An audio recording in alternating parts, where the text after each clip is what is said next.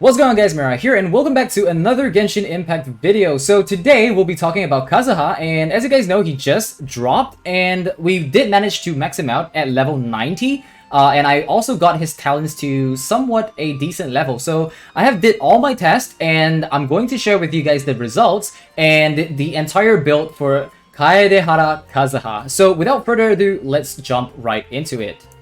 Alright, first things first, let's talk about weapon options. So for Kazuha, if you are running Kazuha and you have a 5-star weapon, what I would recommend is Freedom Sword or the Skyward Blade. However, do note that I have not tested these weapons because I don't own any of them. However, what I have tested is the Iron Sting, and the Iron Sting is just really nice for him. And if you have a spare prototype lying around or you just have this sword crafted, I highly recommend you put this on him because the Elemental Mastery main stat on this weapon is going to be so beneficial for Kazuha, as it will in turn boost the DPS of your main DPS, provided that it is a swirlable element. So we're talking Hydro, Pyro, Cryo, and Electro. If your main DPS is any of these 4 elements, the Iron Sting will work really well on Kazuha.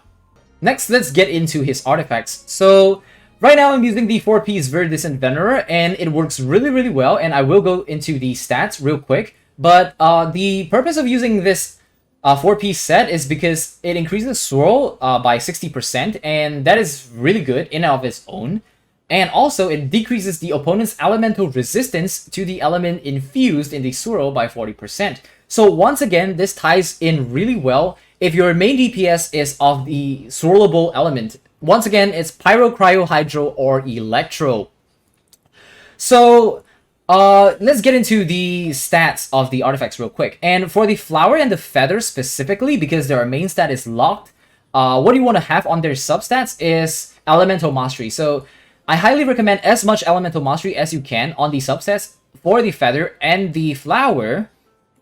And then we get into the timepiece. So for the timepiece, goblet, and circlet specifically, it gets a little bit tricky. So for the timepiece, what I would recommend is actually Elemental Mastery main stat, or if you don't have that, then attack percent and Elemental Mastery on the substats. However, I have neither of those, so I'm just using just a random attack percent that I pulled from one of my other characters, and I highly recommend the Elemental Mastery main stat because it will give so much Elemental Mastery to Kazuha, which once again will boost your main DPS's damage output.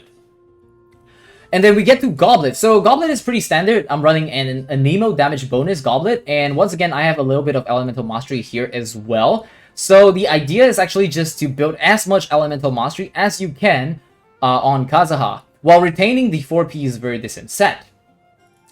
Next, we get into the circlet. So for the circlet, I have an Elemental Mastery main stat circlet, and it has also a little bit of energy recharge just to help him a little bit with the energy recharge. It's not entirely necessary, but if you have it, it's good. So that concludes the artifact for Kazuha. Also, one more thing to note, if you guys are thinking about using the 2-piece Wondrous Troop with 2-piece Viridescent Venerer set, I have also tested this in the stream, and I've replaced this with a Wondrous Troop that has main stat Elemental Mastery, and I actually boosted the Elemental Mastery by a whole lot, and still I wasn't able to get a higher damage on my main DPS. And the reason for this is because although you're getting higher damage, or rather higher Elemental Mastery from the Wondrous Troop, it doesn't outweigh the Elemental Resistance shred that you get from the 4-piece Viridescent Venerer. So overall, the Viridescent Venerer is still the best set, but if you don't have the 4-piece set, then alternatively, that could be a viable option to go 4-piece, or rather 2-piece Viridescent and 2-piece Wondrous. Alright, next let's talk about talent priorities. So for the talent priorities, what I would recommend is to go E first, and then Q, and then finally normal attack. And the reason for that is because although E and Q are both very important for him, what you're looking for is only actually the swirl damage, and because E has a lower cooldown than Q, and also you don't need energy to use the E compared to Q, I would prioritize the elemental skill and then the elemental burst. And of course, the normal attack doesn't really matter that much unless you're building him for like physical DPS for some reason. But yeah, that is the talent order that I personally recommend. Alright, lastly, moving into team composition, this is a team that I found to be really, really nice, and the reason for it is as follows. So, number one, we have Zhongli, and he is indispensable, because, number one, his Geo attacks doesn't swirl with Kazuha, so it doesn't affect the swirl of my main DPS, which is Diluc, which is Pyro, right? So Zhongli's Geo doesn't affect, and also, his shield is really nice, and because I have the 4-piece Milif set on him, it's going to be really, really nice because it provides a 20% attack boost, and on top of that, Zhongli shreds all resistance by 20%. So that's just a really, really solid choice, and if you have Zhongli, you must put him on a team with Kazuha. It just gives so much value on your team. And next, obviously, we have Kazuha, and he is kind of the star of this video, and he provides a lot of damage boost to your main DPS if he can swirl the same element as your DPS. So obviously I'm going to be using Diluc here and Kazuha, and the swirl is going to be Pyro infused swirl. Next we have Diluc. So Diluc is the main DPS, there's nothing much to say about him. And then Bennett. So Bennett is really, really nice in this team because number one, he's Pyro, which means I can use him to swirl with Kazuha and then switch to Diluc, and it wouldn't affect anything. So, for example, if my healer was, say, Barbara or like Diona, then I have to actually get rid of the Cryo element on the enemies first, because if I were to swirl with Cryo, then Kazuha will boost Cryo damage, which makes no sense if you're using Diluc. So, that is why Bennett is really, really nice for this team.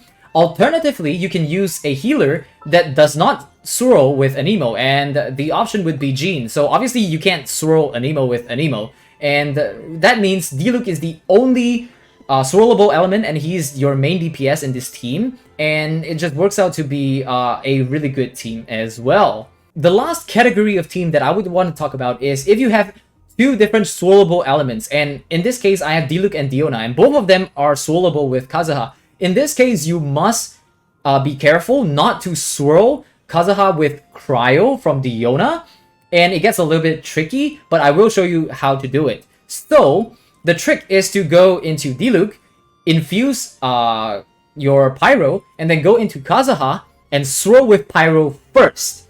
Then go back into Diona and do your healing or your shield, whatever you need, and then go back into Diluc. And don't get me wrong, this, although it's a more complicated team to pull off, this is actually one of the best teams to put because Diona will provide Elemental Mastery, first of all, to your Diluc if he's above 50% HP because I have C6 Diona. And number two, you can use the increased Elemental Mastery to deal even more damage on Diluc because not only are you getting boost from Pyro damage from Kazuha, you're getting Shred from Zhongli, and you're also getting Shred from Kazuha, but you're also on top of that getting Elemental Mastery from Diona, and you're dealing melt damage, which gives 2 times multiplier. It's gonna be insane of a team, although a little bit tougher to pull off. So those are the categories of teams that you can try out. And if you have any other questions relating to Kazuha, do feel free to put them in the comments section below, and I will try to answer them all. The thing is about Kazuha, he's a little bit tougher to understand than most straightforward DPSs, so feel free to drop your questions below. And if you like this video, do drop a like on this video and subscribe for more. That's all from me. Thank you guys so much for watching, and I'll see you guys in the next one. Peace!